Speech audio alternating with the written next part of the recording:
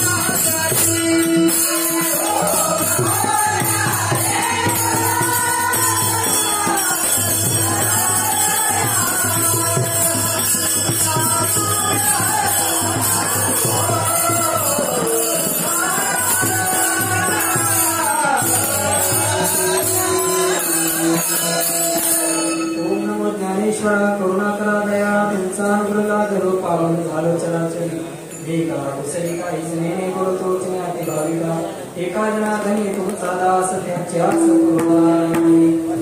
मनोजवं मारुततुल्य वेगं जितेंद्रियं बुद्धिमतां वरिष्ठं वातात्मजं वानरद्यमुख्यं श्रीरामदूतं शरणं प्रपद्ये गुरुर्ब्रह्मा गुरुर्विष्णु गुरुर्देव महेश्वरा गुरुर्साक्षात् परब्रह्म तस्मै श्री गुरवे नमः।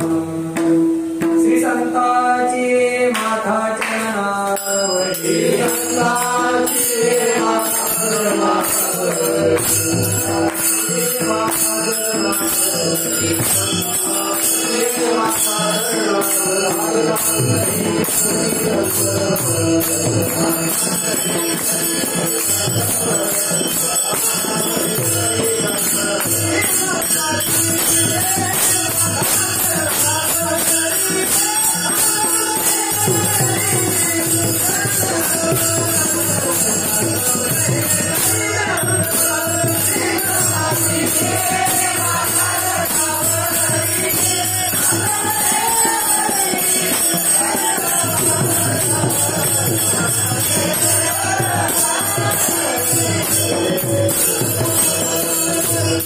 तापतापदैन्य जाय उठावती झालिया भेटी हरिदासांची ऐसे नाही ऐकाचे अंगी तप तीर्थ जगी दान।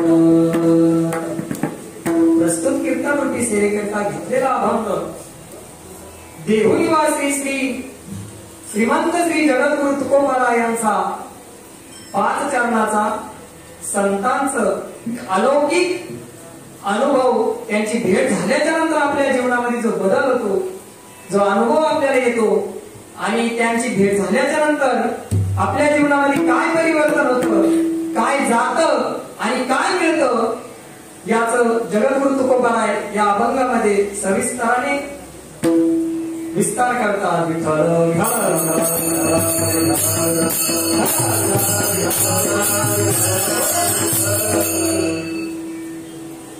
कीर्तन रूपी सेवेकरता घेतलेला जो अभंग आहे तो तुकाराम महाराजांचा आहे. महाराजांचा संतपर प्रकरणातील आहे. आणि आज हा अभंग निवडण्याचं कारण तसं मला अभंग मागणी पण घ्यायचा होता, पण आज स्वानंद निवासी सद्गुरू आपले सर्वांचे गुरुवर्य म्हणजे आपले सर्वांचे आजे गुरु,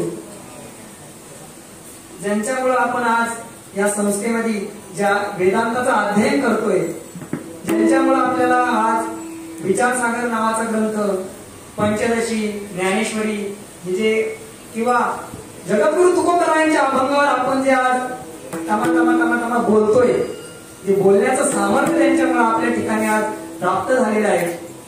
याच्या माग मुख्यत्वाने त्यांचा हात आहे.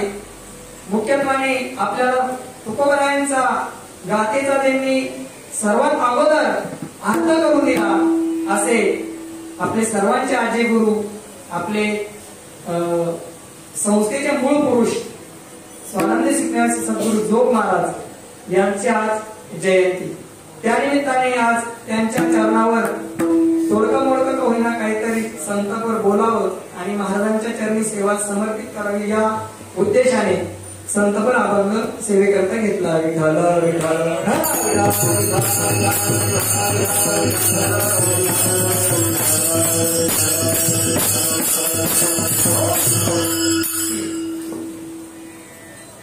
महाराजांचं जे जीवन होतं, सद्गुरू जोग महाराजांचं जे जीवन होतं ते जीवन जर आपण त्यांचं चरित्र जर श्रवण केलं किंवा वाचलं तर त्यांच्या चरित्रामध्ये त्यांचं जे जीवन चरित्र जर आपण बघितलं तर ते अगोदर पहिलवान होते आणि ते पहिलवान असताना कुस्ती जिंकले आणि कुस्ती जिंकल्यानंतर त्यांचा गौरव पुरस्कार देण्यात आला आणि मग त्यांची गावागावामधून मिरवणूक निघायची. ते ज्या गावाला गेले त्या गावचे लोक त्यांची मिरवणूक काढायचे. असेच ते एक वेळेस वाटत पंढरपूरला गेले होते आणि पंढरपूरला त्यांची मिरवणूक चालू असताना त्या मिरवणुकीमध्ये त्यांना अचानक सद्गुरू सरलाभेटचे मूळ पुरुष गंगागिरीजी महाराज यांचं त्यांना दर्शन झालं आणि महाराजांचं दर्शन झाल्याच्या नंतर ते महाराजांच्या चरणी नतमस्तक झाले. महाराजांनी त्यांना उठवलं आणि त्यांना विचारलं, काय रे बाळा, ही मिरवणूक कसली तुझी? त्यावेळेस महाराज सांगतात का, महाराज मी आज एक खूप मोठ्या पैलवानाला चितपट केलेला आहे आणि त्या पैलवानाला हरवल्यामुळं आज माझी मिरवणूक चालू आहे. महाराज हसले. महाराज मोठं व्यक्ती जे असतं ते सहजासहजी कधी हसत नसतं. एक तर आपल्या चुकीला ते हसतात किंवा आपण जे केलेलं कौतुक आहे त्या कौतुकाला ते हसतात. त्यावेळेस महाराजांना आणि महाराज खूप चाणक्य होते. हसल्याबरोबर महाराजांनी विचारलं, तर महाराज तुम्ही का हसते?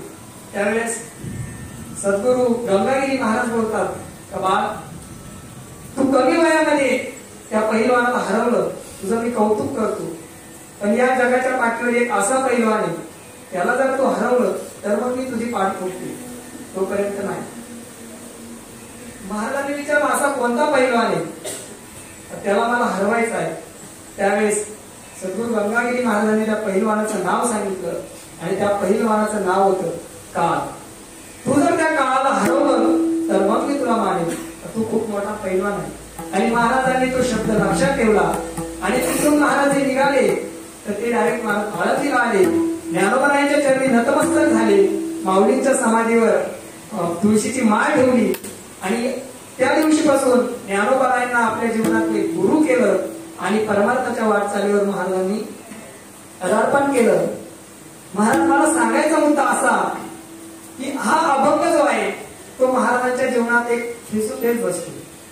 तो म्हणजे असा की महाराजांच्या जीवनामध्ये एक हरिदासाची भेट झाली आणि त्याच क्षणी महाराजांच्या जीवनातलं पाप ताप दैन्य हे सर्व गेलं. महाराज पाप गेलं म्हणून ज्ञानोबरायांचं दर्शन झालं, ताप गेलं म्हणून हे सुख सोहळा त्यांनी अनुभवला, आणि दैन्य गेलं महाराज त्यांची श्रीमंती आज आपण बघतोय.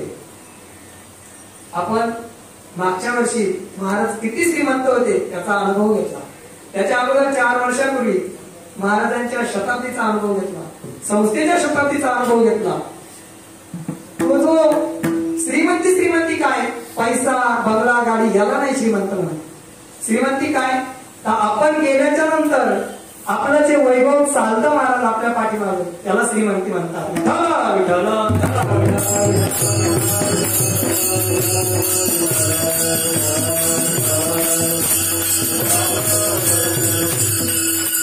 आणि महाराजांच्या जीवनामध्ये त्या हरिदासांची म्हणजे महाराजांची भेट झाली आणि महाराजांच्या जीवनातलं पापताप दैन्य तात्काळ गेलं.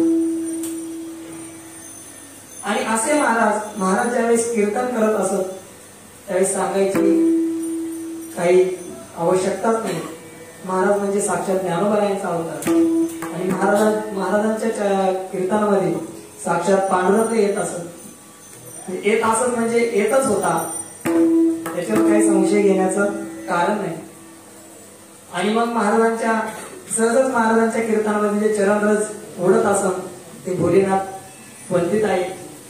आणि भवतरामया उत्तम हे नाव म्हणजे महाराजांनी आपल्याला हे जे ग्रंथ याचं जे ज्ञान करून दिलं महाराज, आज आपण जर त्या ग्रंथाचा पुरेपूर अभ्यास केला आणि आपल्या अनुभवामध्ये त्या ग्रंथातला एक जरी सिद्धांत आपण घेतला तर महाराज आपण खरंच हा भवसागर करून नक्की हा भवसागर करून जाणार यात काही संशय नाही. विठ्ठल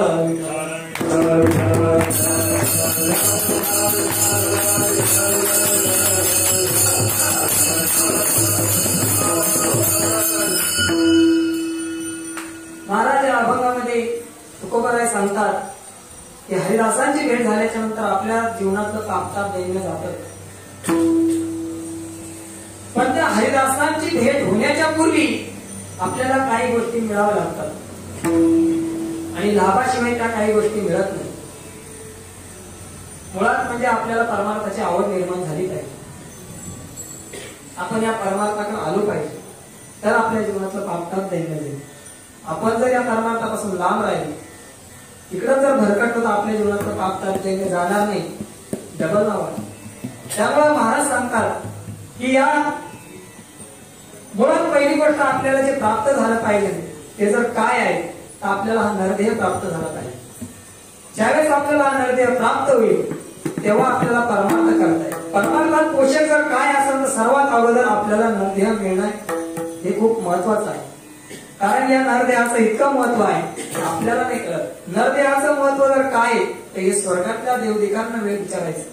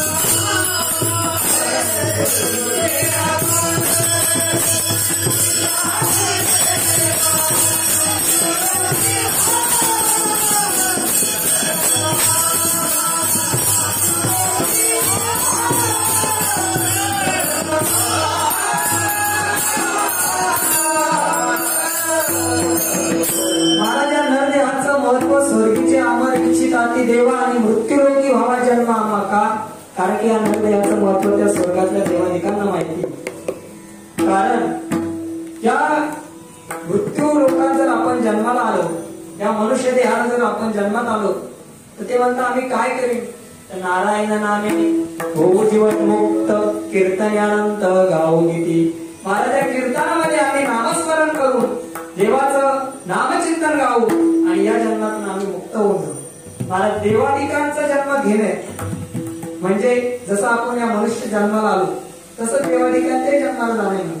इथं पुण्य करायचं, 100 यज्ञ करायचे आणि स्वर्गात जायचं, दिव्य भोग भोगायचे, परत खाली खालच्या योनीला यायचं. दुःखच आहे. म्हणून महाराज पहिली गोष्ट जर काय मिळवायची असेल तर नरदेह मिळवायचं, आणि तोही सहजासहज मिळत नाही. महाराज 3 गोष्टी अति दुर्लभ सांगितलेल्या आहेत: मनुष्यत्व, मुमुक्षत्व आणि महापुरुष संश्रय. महाराज एक तर मनुष्यत्व दुर्लभ, त्यातल्या त्यात मनुष्य जन्माला आल्याच्या नंतर मुमुक्षत्व म्हणजे मोक्षाची इच्छा होणं हे अति दुर्लभ, आणि ती जरी झाली तरी महापुरुष संश्रया म्हणजे साधूची भेट ही अति दुर्लभ सांगितलेली आहे. सर्वात अवघड जर काय सांगितलेले आहे तर साधूची भेट ही अति अवघड सांगितली.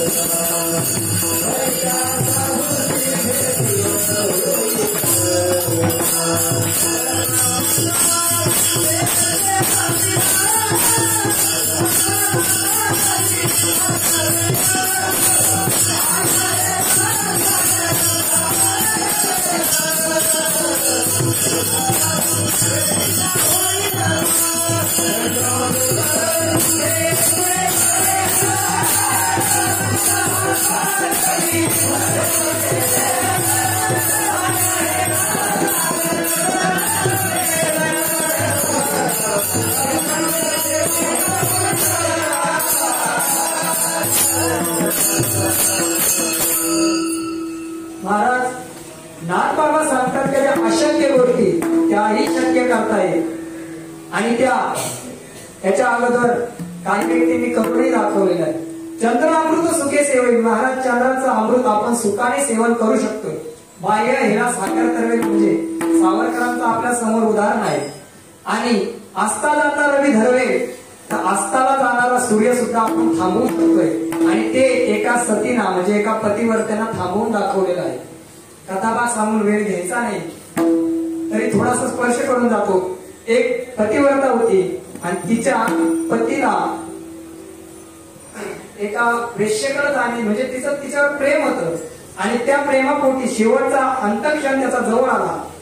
सायंकाळच्या वेळेस त्याचा मृत्यू होणार होता, आणि त्यावेळेस त्याला त्याच्या पत्नीजवळ इच्छा प्रकट केली की मी आता चालू शकत नाही आणि मला तिला भेटण्याची इच्छा झालेली आहे.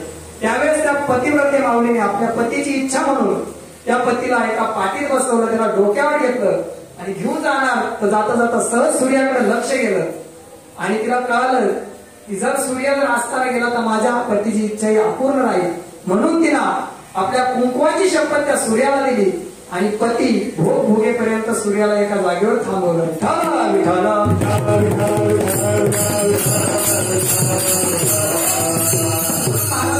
आस्थाला धरवेल, जे आस्थाला जाणारा सूर्य सुद्धा आम्ही थांबवू शकतो. बाह्य ह्या सागर तरवेल, सागरही आम्ही तरुण पलीकडे जाऊ शकतो, पण त्या साधूची भेट न होईल का. महाराज म्हणतात का त्या साधूची भेट होणं खूप अशक्य आहे.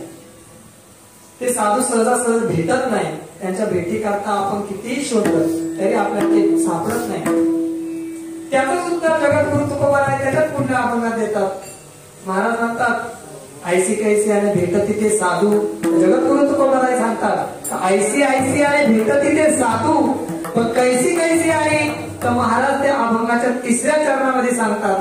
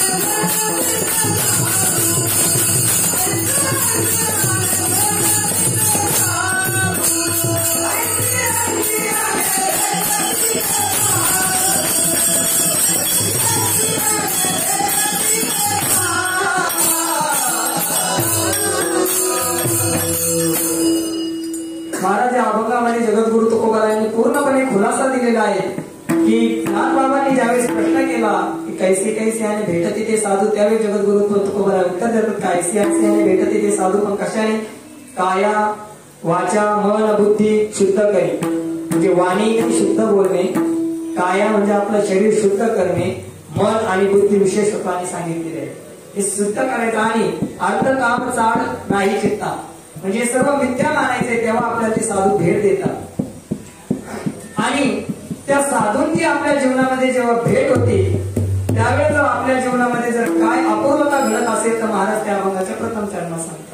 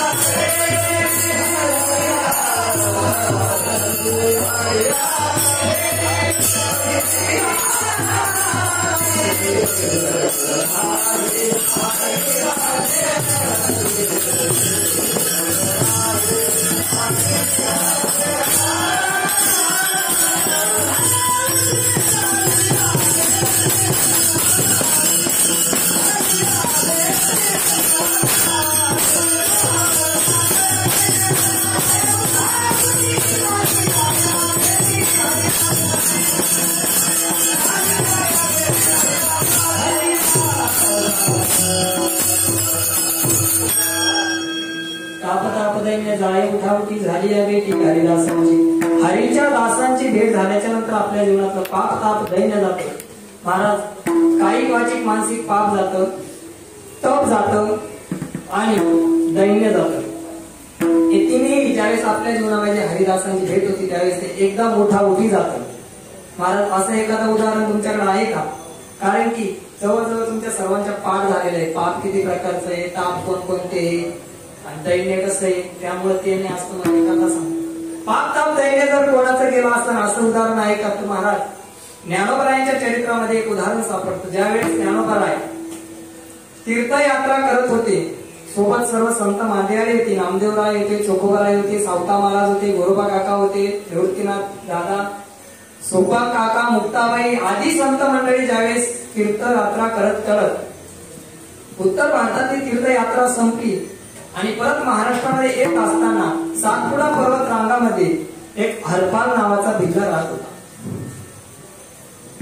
त्या हरपाल नावाचा भिल्ल त्या पर्वत रांगामध्ये राहत असताना त्याचा एक व्यवसाय होता, तो म्हणजे वाट मारायचा. वाल्या कोळ्यासारखा तो हरपाल होता, पण वाल्या कोळ्याच्या आणि त्याच्या जीवनामध्ये थोडासा बदल होता. वाल्या कोळी जो होता तो आलेल्या प्रत्येक वाट मारायला मारत होता आणि हरपाल जे होते ते फक्त ज्यांनी माळ घातलेली नाही अशांना ते मारायचे. जे देवाचे भक्त आहे, गळ्यात तुळशीची माळ आहे, पंढरीची वारी करतात, त्यांना ते सोडून देतात. विशेष म्हणजे जे पंढरीची वारी करत असत त्यांना आपल्या घरी घेऊन जायचे आणि भोजन वगैरे खाऊ घालून परत त्यांच्या सोबत थोडी शिदा वगैरे देऊन त्यांना पुढच्या वाटचालीला दोन पाऊल पुढे नेऊन सोडायचे. असे ते हरपाल होते. एक दिवस वाटमारी करता झाडावर जाऊन बसले असताना अचानक त्यांच्या कानावर भजनाचा आवाज आला. विठोबारक नाही, जे जे विठोबारक नाही भजनाचा आवाज आल्याच्या नंतर त्यांनी इकडे बघितलं. समोरून दिंडी येताना त्यांना दिसली आणि दिंडी दिसल्याबरोबर ते सरसर झाडावरून खाली उतरले आणि त्या दिंडीला सामोर गेले. बघतात तो कैवल्याचा पुतळा असे ज्ञानोबराय ते लखलखत तेज माऊलींचं बघून त्याचे ते डोळे दिसले. त्यांनी माऊलींना बघितल्याबरोबर साष्टांग प्रणिपात केला आणि माऊलींना प्रश्न केला, कुठून आले? त्यावेळेस माऊली ज्ञानोबराय सांगतात की मी अलंकापूर निवासी ज्ञानोबराय, मी माझ्यासोबत नामदेवराय, हे सावता महाराज, हे चोखोबा महाराज. ज्यावेळेस सर्वांचा परिचय करून दिला महाराज त्यावेळेस आणि या सगळ्या संत मंडळांची जी वार्ता होती, वाऱ्या हाती माप 40 जणांची, त्यावेळेस ते पूर्ण महाराष्ट्रभर त्यांची कीर्ती पसरलेली होती आणि त्यांनी ऐकली होती. त्यांचे नाव ऐकल्याबरोबर त्यांनी परत सर्वांना साष्टांग प्रणिपात केला आणि माझे आज भाग्य उजळलं. तुम्ही आज सर्वांनी माझ्या घरी चला, भोजन करा आणि मग तुमची पुढची तीर्थयात्रा चालू करा. त्यावेळेस ज्ञानोबरायांनी त्याची विनंतीला मान दिला आणि घरी आले. घरी आल्याच्या नंतर आपल्या पत्नीला त्यांनी आज्ञा दिली की आता सर्व संत मंडळी आपल्या घरी जेवणा करता आलेले, भोजना करता आलेले, काहीतरी स्वयंपाक बनवा, त्यांना भोजन द्या. तेव्हा त्या पत्नीने सांगितलं की मी पतिव्रता, तुमची आज्ञा मानणारा माझा धर्म आहे, पण तुम्ही जेव्हा आणून देशाल तेव्हा मी काहीतरी करेन. म्हणजे आपण 7 पिढ्या करता कमवून ठेवणारे ते नाही, आपण आपलं पोट भरलं बाकीचं वाटून देणार आहे. तेव्हा त्या हरपणाला प्रश्न पडला, बरोबर म्हणे. तो बाहेर आला आणि ज्ञानोबराय त्यांना सांगितलं की ज्ञानोबराय तुम्ही तुमची स्नान संध्या आटपा, तोपर्यंत मी सामुग्री घेऊन येतो आणि मग स्वयंपाक तयार करून तुम्हाला जेवायला वाटतं. म्हणून तो हरपाल सामुग्री घेण्याकरता म्हणजे काय परत आपल्या रस्त्यावर आला. महाराज त्याचं इतकं दुर्दैव होतं त्या दिवशी की यांची दिंडी गेल्याच्या नंतर त्या वाटेला कोणीच आलं नाही, यात नवल नाही. महाराज त्या वाटेने पाखरू सुद्धा फिरकलं नाही. तेव्हा महाराज तो त्या शिकारीच्या तयारीत बसलेला, धनुष्यावर बाण लावलेला, कमराला तलवार खोललेली आणि तो भगवान परमात्म्याचा धावा करतोय, हे पांडुरंगा आज तू काय माझी परीक्षा बघायचं ठरवलं काय? तितके संत मंडळी, महान संत, तुझे गरीबाळ भक्त आज माझ्या घरी पाठवले आणि एकही मला शिकार सापडला. पांडुरंगा मी अजून 5 मिनिटं वाट बघेल आणि 5 मिनिटात जर मला कोणी नाही दिसलं तर मी माझ्या पत्नीलाही तोंड दाखवायला जाणार नाही. मी याच ठिकाणी माझी जी धारदार तलवार आहे त्या तलवारीला मी माझं जे मस्तक आहे ते छाटून टाकले. त्यावेळेस भगवान पांडुरंगाला आपल्या भक्ताचा धावा ऐकला महाराज आणि त्याने लगेच आपल्या पत्नी रुक्मिणी आई सर्वांना आदेश दिला का तुमच्या जवळ जितकं काय सोनं नाणं आहे तुम्ही नवरात्रात जे रोज रोज वेगवेगळे अलंकार घालतात त्या एकदम एकाच दिवशी घालायचे. तुम्ही नाही सरांनाही प्रश्न पडला कवा इतक्या दिवस जर पुढे निघायचं तर कोणाच्या भक्ताच्या घरी जायचा तरी मला फाटके कपडे घालायला लागणार का भक्ताच्या घरी गेल्यावर काही कामच करावं लागायचं. आज असं यांचं काय मूड आलं बा पुढे फिरायला जायचं का काय नाही मी सगळे नवे कपडे वगैरे घालायला बरोबर म्हणजे रुक्मिणी आयुष्यात खुश झाल्या सर्व दागिने वगैरे नटल्या आणि गरुडाला सांगितलं बैलाचा अवतार घ्या आता बैल व्हा बैलगाडी झुपा. महाराज गरुडाला बैलगाडीला झुपलं आणि मागे त्या बैलगाडीमध्ये पूर्ण शिधा सामग्री भरलेली आहे आणि ती बैलगाडी घेऊन भगवान पांडुरंगाने सावकाराचं रूप घेतलं आणि त्या वाटेने आले. त्या वाटेने आल्याच्या नंतर गरुडाच्या गळ्यातली जी घंटी होती ती छन छन छन छन वाजायला लागली. त्यावेळेस हरपाल आपल्या मस्तकावर एक तलवार मारणार तितक्यात त्याच्या कानावर तो घुंगराचा आवाज गेला आणि हरपालाने बघितलं तर कोणीतरी आलेलं दिसतं. त्यावेळेस हरपालनं आपली तलवार हातात घेतली आणि समोर गेला आणि त्या बैलगाडीला आडवा झाला आणि समोर सांगितलं ए जे कोणी असेल खाली उतर. भगवान पांडुरंग म्हटलं कापायला लागले खाली उतरले. काय रे बाबा काय रे बाबा इकडे नाही लांब इकडे बोललो ना समोर ये. महाराज भगवान पांडुरंग परमात्मा समोर आले आणि त्यांना विचारलं कोण तू म्हणे सावकार. बर हा तुझा कोटचं बटन खोल म्हणे. ते म्हणे कोटचं बटन का खोलायचं खोल म्हणलं म्हणे.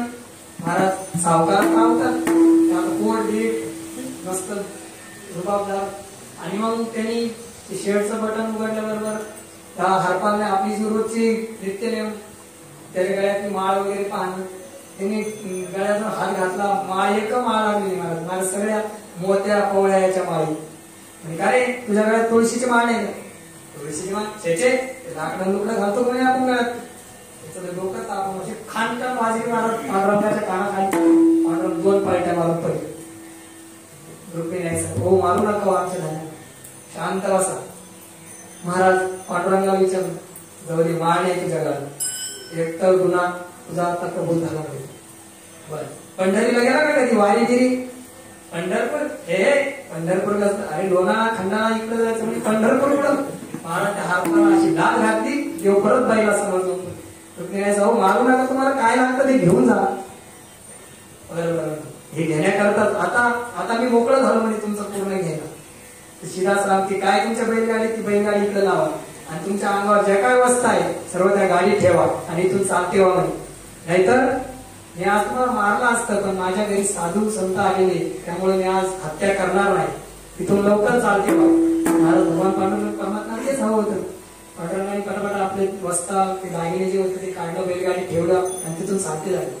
माझ्या हरपालनी ही गाडीवर चढला बैल झोपलेला धरला आणि घरी आला. तिला आवाज दिला हे बघ म्हणे इतकं द्रव्य आणलेलं आहे बघ याच्यात काय काय आणि बनवलं. महाराज त्या पत्नी बघितलं शिधा सामग्री आणि सर्व स्वयंपाक तयार झाला आणि स्वयंपाक तयार झाल्याच्या नंतर सर्व संत मंडळीने हरतालने आदेश दिला बसा म्हणे माऊली ज्ञानोबाने जेवणाकरता बसा ताट तयार झालेले मला सर्व पात्र तयार झाले आणि ज्ञानोबा आहे ते पात्रावर भोजनाकरता बसले आणि बसले असताना ज्ञानोबारायांनी सावता महाराजांना सांगितलं सावता महाराज संकल्प सोडा म्हणे या हरतालच्या हातात. त्यावेळेस सावता महाराज म्हणे बरं सोडतो म्हणे. सावता महाराजांनी हातात पाणी घेतलं हरपालच्या हातावर पाणी सोडत असताना इतक्या ते दोघे जण परत तिकून आले. कोण ते सावकार आणि त्याची पत्नी तिकडून येताना दिसल्यानंतर हरपाल लगेच अरे त्यांना बाप्पा मारून काढून दिलं परत आले का काय म्हणजे सावता महाराज थांबा म्हणजे जशी बघतो म्हणजे कोण आले ज्ञानोबा हरपाल थोडं थांब म्हणे. सावता महाराजांना म्हणे सावता महाराज समोर येणारी जोडी ओळखली का. सावता महाराजांनी लगेच ओळखलं हो म्हणे माऊली ओळखली. त्या हरपाल म्हणे तुमच्या परिचयाची का हो म्हणे अरे हरपाल तुझं भाग्य उजळलं म्हणे आज. म्हणे काय झालं माऊली म्हणे अरे आम्ही तर तुझ्या घरी आलोच होतो म्हणे मग म्हणे अरे आज तुझ्या घरी साक्षात भगवान परमात्मा आले. म्हणजे भगवान परमात्मा म्हणजे कोण म्हणे अरे विठेवरचा तो पांडुरंग आज विटेवर उतरून तुझ्या दारात आलेला आहे आणि तोही एकटा नाही सपत्नीक आलेला आहे सोबत गरुड भगवान आहे. तो तर इकडे तिकडे बघायला लागला त्याला काही दिसाना. म्हणे माऊली कशाला गरीबाची चेष्टा करता कुठे आहे म्हणे अरे म्हणे तुझी बैलगाडी झुंपून आणली ना म्हणे तो जो बैल आहे ना तो गरुड आहे म्हणे. महाराज तो त्या बैलाकडे बघायला लागला गरुड भगवान त्यांच्या रूपामध्ये प्रगट झाले आणि ज्यावेळेस त्या हरपालने त्या सावकाराकडे बघितलं त्यावेळेस माऊली ज्ञानोबा रायांनी पांडुरंगाला प्रार्थना केली का देवा आता नका या गरीबाचा इतका अंत करू, त्याला दर्शन द्या. त्यावेळेस भगवान परमात्मा आपल्या स्वस्वरूपामध्ये प्रगट झाले आणि त्यावेळेस सावतामाला हाताला म्हणतात, अरे हरपग काय तुझं भाग्य, अरे माझ्या घरी आला तर पांडुरंग एकटा आला, तुझ्या घरी आला तर सपत्नीक आला. अरे त्यांना सामोरी जा आणि त्यांना दोघांना सन्मान सहित घेऊन ये, त्यांचं चरण प्रक्षापन कर आणि त्यांची आरती हो बाबा, त्यांना जेवू घाल, मग आपण जेवू. महाराज सांगायचा मुद्दा इतका की ज्या वेळेस त्या हरपालाच्या जीवनामध्ये माऊली ज्ञानोबरायांची या संतांची जी भेट झाली त्यावेळेस त्याच्या जीवनात सर्व पाप गेलं. मला पापच नाही, त्याच्या जीवनात सर्व ताप गेला आणि त्याच्या जीवनातला ज्यावेळेस पाप आणि ताप हे ज्यावेळेस त्याच्या जीवनातले संपले त्यावेळेस त्याला भगवान पांडुरंग परमात्म्याचं दर्शन झालं. जेव्हा आपल्या जीवनात पाप जातं तेव्हा आपल्याला भगवान परमात्म्याचं दर्शन होतं. महाराज ज्यावेळेस त्याच्या जीवनातला पाप आणि ताप गेला त्यावेळेस त्याला भगवान परमात्म्याने दर्शन दिलं आणि जेव्हा त्याच्या भगवान परमात्म्याचं दर्शन झालं आणि लक्ष्मी आई सोबत ज्यावेळेस भगवान परमात्मा त्याच्या घरी आले मग त्याचं दैन्य राहिला असं का?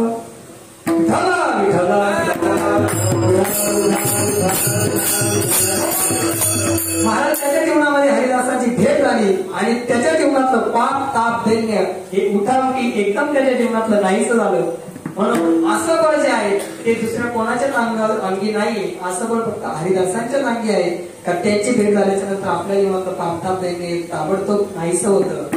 आणि असं सामर्थ्य जगाच्या पाठीवर तप तीर्थ आणि दान या तिन्ही नाही. हे महाराज दुसऱ्या चक्रात सांगतात ऐसे बळ नाही अनेकाच्या अंगी तप तीर्थ जगी दान व्रत.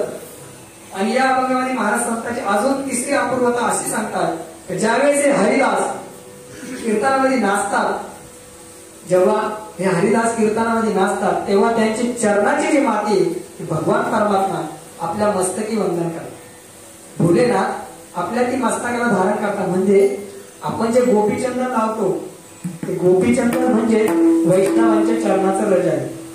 हे जे गोपीचंदन आहे हे गोकुळातल्या गोपींच्या चरणाची माती आहे. महाराज ती साक्षात भगवान विष्णू सुद्धा आपल्या मस्तकी धारण करतात आणि भगवान परमात्मा करत असल्यामुळे भोलेनाथालाही ती वंदनीय आहे आणि भोलेनाथ सुद्धा ते गोपीचंदन आपल्या मस्तकी लावतात.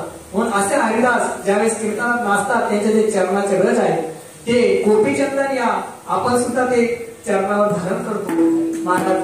आणि चौथी जर अपूर्वता काय असेल तर महाराज व्यावहारिक जीवनामध्ये आपण जर नौकेत बसायला गेलो तर त्या नौकेला आपल्याला पायाखाली घ्यावा लागतो. असं कधी होतं का आपण एखादी नदी पार करायला गेलो आणि तिथे नौका आहे, आपण त्या नौक्यात पाय ठेवतो म्हणजे ती नौका आपण पायाखाली घेतो आणि मग नदीच्या कसं होतं ती नौका डोक्यावर घेतो मग जातो बुडूनच मरते महाराज. पण या नावेचं उलट विशेष आहे. व्यावहारिक जीवनातली जी नाव आहे ती पायाखाली घ्यावी लागते आणि संतरूपी जी नौका आहे ती डोक्यावर घ्यावी लागते. महाराज ज्यांनी ती नौका डोक्यावर घेतली ते या भवसागरातून तरुणच जाणार. म्हणून महाराज सांगतात की भवतरावया उत्तम आहे नाव भिजून येते पाव हात काय आपले हात पाव न भिजता.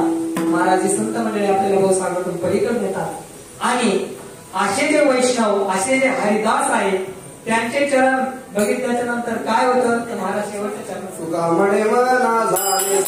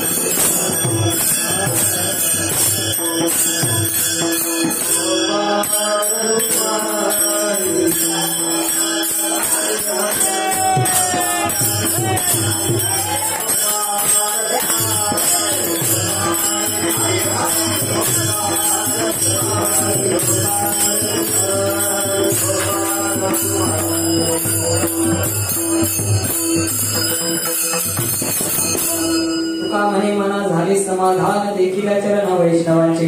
महाराज या ठिकाणी शंका येण्यासारखी आहे की महाराजवर हरिदासांची भेट म्हणून सांगतात आणि खाली वैष्णव म्हणून सांगतात. महाराज तसं शंका घेण्याचं काही कारण नाही.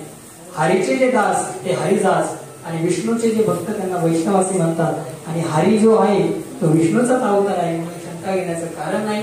महाराज सांगतात तुका म्हणे मना झाले समाधान देखील चरण वैष्णवांचे. अशी जे वैष्णव आहे असे जे हरिदास आहेत त्यांचे जर चरण महाराज त्यांच्या चरणाचं जर दर्शन घेतलं तर आपल्या मनाला शांती प्राप्त होते. महाराज